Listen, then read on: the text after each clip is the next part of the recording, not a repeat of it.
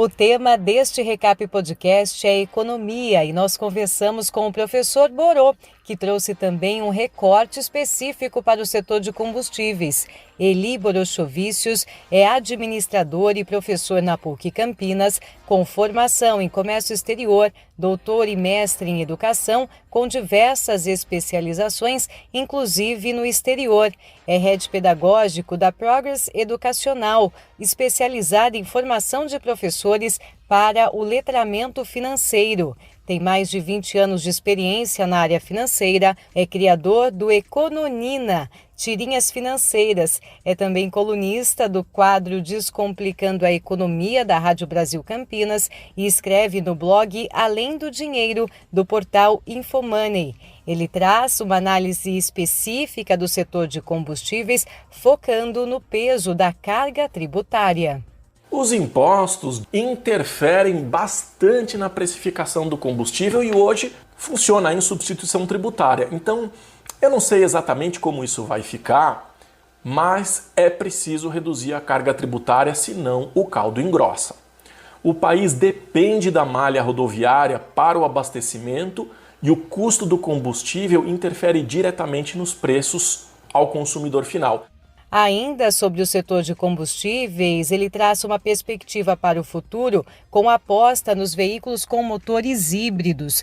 Para o professor Borô, o etanol é a bola da vez. O Brasil está atrasado com a infraestrutura para veículos elétricos e particularmente acredito que o país que possui o etanol não vai embarcar nessa. As empresas que investirem nos motores híbridos voltados ao etanol é que devem acertar na estratégia. São mudanças que devem acontecer em médio prazo. Não acredito no Brasil como um país com uma frota de automóveis elétrica, mas eu acredito sim no sistema híbrido. O etanol não é poluente como a gasolina, então não deve atrapalhar em relação às metas aí que o Brasil deve cumprir para com o meio ambiente. Isso significa que, particularmente, acredito que as safras de cana devem ser motivo de atenção. A gente vai precisar olhar com mais cuidado para a exportação de cana e para a indústria sucroalcooleira.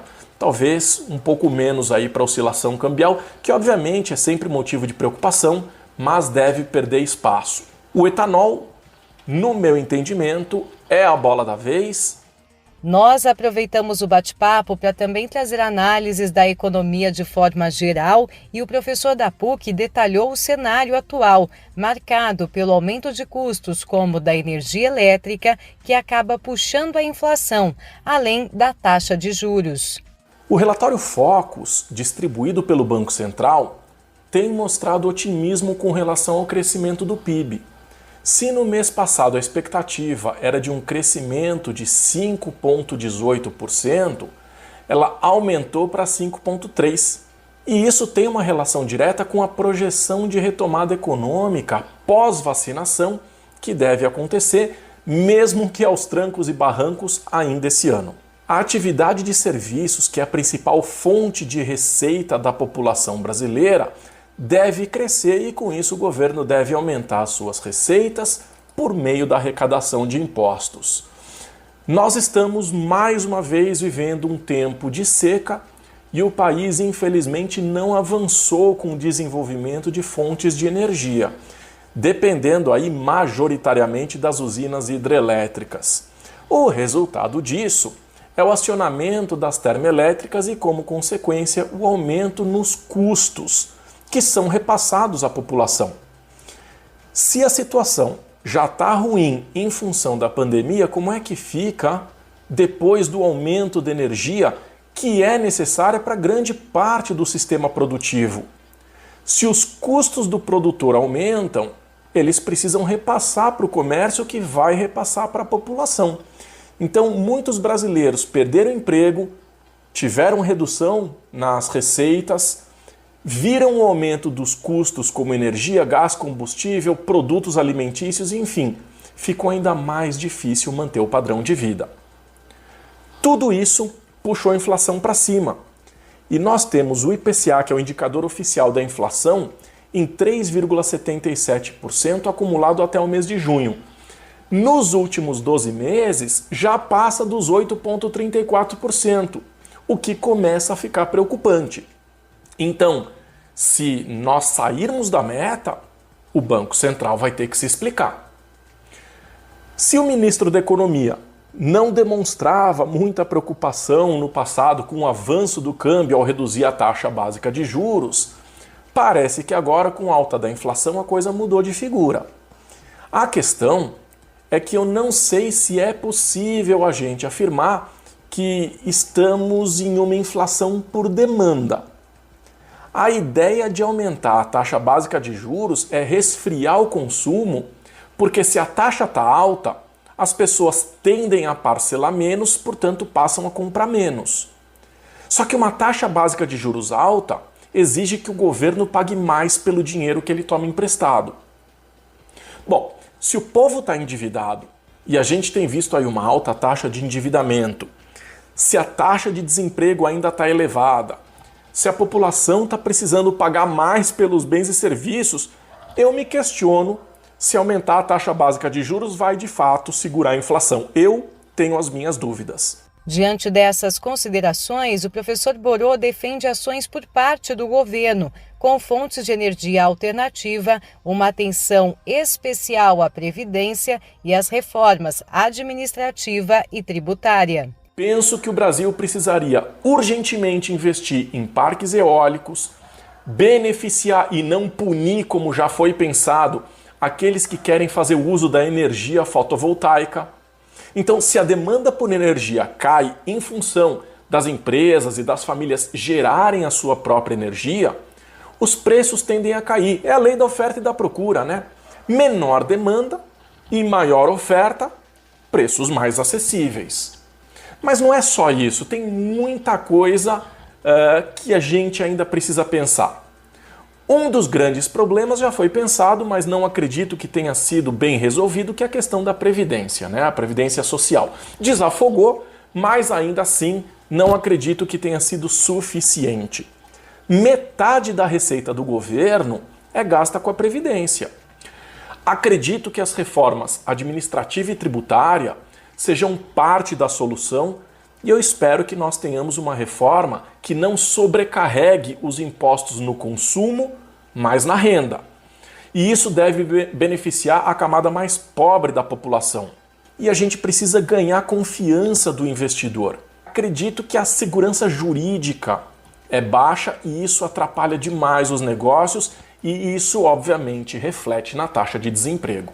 Em resumo, ele não vê com tanto otimismo as projeções para 2022. As perspectivas são boas para a economia no período pós-vacinação, mas depois de estabilizada para 2022, ano de eleição, as coisas devem arrefecer. Eu não estou muito otimista e se me pedir uma dica, eu acredito que eu diria que é preciso refletir sobre os desejos e necessidades, buscar manter um padrão de vida mais simples e se preparar para um período que acredito que não será fácil. Eli Borochovicius também detalhou a questão das exportações no país e o impacto no câmbio. O Boletim Focus trabalha com a estabilidade da moeda, com o dólar oscilando entre 5,20 e 5, portanto, imaginando uma queda.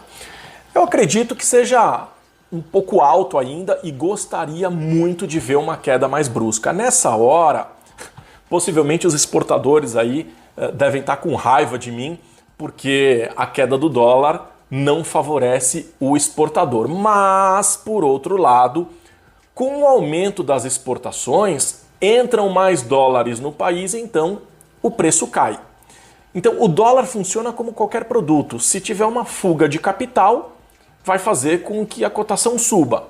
E a entrada de dinheiro faz com que a cotação caia. Portanto, se existe muita exportação, nós recebemos o dinheiro e as exportações, então, fazem com que nós tenhamos uma queda no câmbio.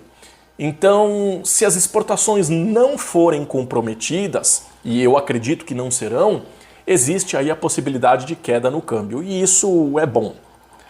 No mês de julho, O Brasil exportou 25,5 bilhões de dólares, FOB, e importou 18,1, apresentando saldo comercial positivo. Então, nesse ano, nós exportamos quase 75% a mais na indústria extrativa em relação ao mesmo período do ano passado, em 2020, principalmente em função dos bons resultados com o minério de ferro e cobre, mas também com os óleos brutos de petróleo. Houve crescimento de 25% na indústria de transformação, como o açúcar e os produtos semi-acabados, e 23% a mais na agropecuária, que foram puxadas pelo café, pela soja, o algodão. Somados, já dá mais de 160 bilhões de dólares. Os nossos principais parceiros comerciais são China, Estados Unidos, Argentina, alguns países europeus. Então, se nesses países a economia estiver forte, não há por que imaginar uma redução nas exportações. Agora vamos lembrar que o equilíbrio é sempre o ideal. Com a queda no dólar, mas com as exportações crescendo, o mercado interno não fica desabastecido e isso evita uma inflação interna. Siga o Recap Podcast nas plataformas de áudio e também no nosso canal do YouTube e no site recap.org.br. Assim você vai ficar por dentro de assuntos do setor, vai conferir também opiniões de grandes nomes de diversas áreas, com dicas, orientações, análises e projeções. Gláucia Franchini para o Recap Podcast, abastecendo a revenda com informação em poucos minutos.